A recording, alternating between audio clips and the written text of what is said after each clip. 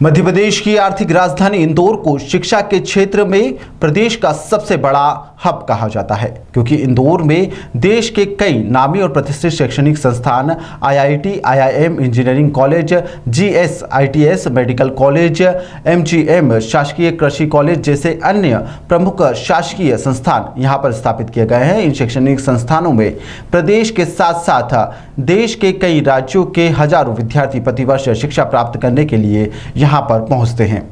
देश में smart city की दौड़ में शामिल इंदौर को स्मार्ट शहर बनाने के लिए प्रदेश सरकार और इंदौर प्रशासन द्वारा अब इन शैक्षणिक संस्थाओं की भूमि का अधिग्रहण करना शुरू कर दिया गया है। सरकार और प्रशासन ने शहर के एकमात्र शासकीय कृषि महाविद्यालय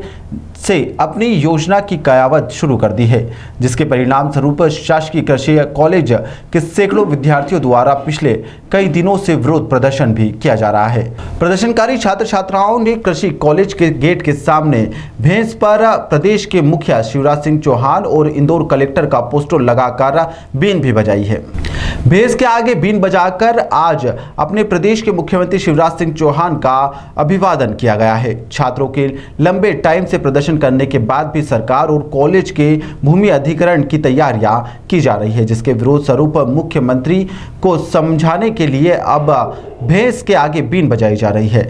गौरतलब है कि प्रदेश सरकार और इंदौर प्रशासन शहर के एकमात्र शासकीय कृषि महाविद्यालय की कृषि भूमि का अधिग्रहण कर उसी कृषि भूमि का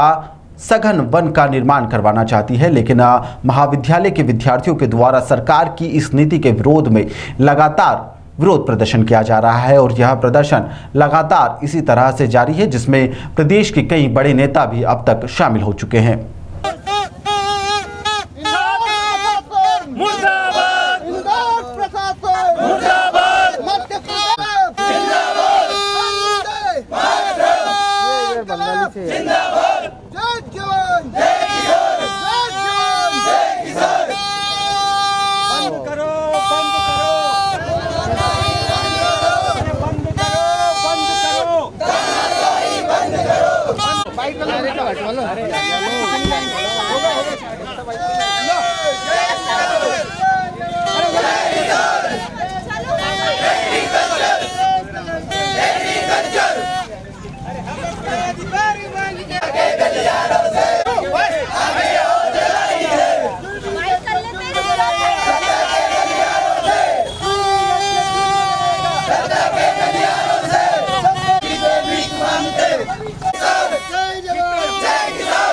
अरे रुक जाओ यार, अभी किधर हो? बैठ के इंदौर कलेक्टर मुर्दाबाद, मुर्दाबाद, मुर्दाबाद, शिवराज मामा मुर्दाबाद, मुर्दाबाद, मुर्दाबाद, शिवराज मामा। किस तरह से आज आपने प्रदर्शन किया? आज जो हमने भैंस के आगे बीन बजाकर शिवराज मामा का अभिवादन किया है कि जो आप जमीन हड़पने की जो नीति आपने अपना रही है। हम जब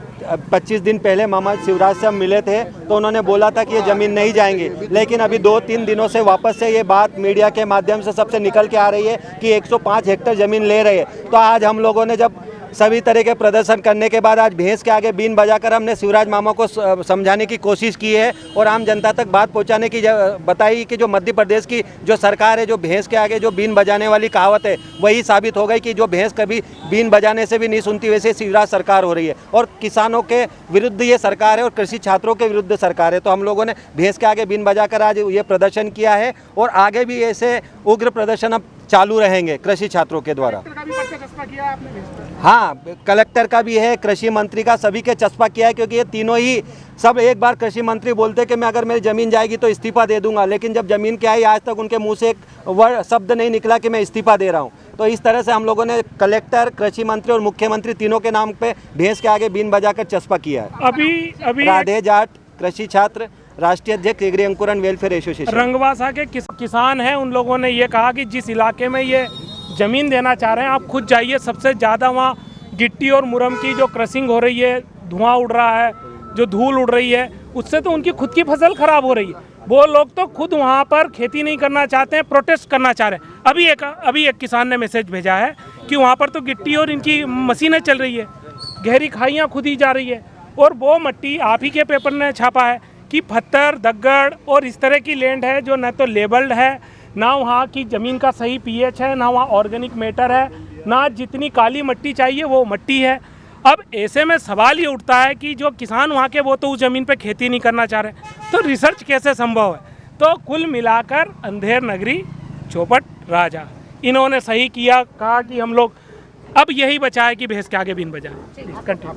मेरा नाम केदार सिरोही और मैं यहाँ का पूर्व छात्र हूँ।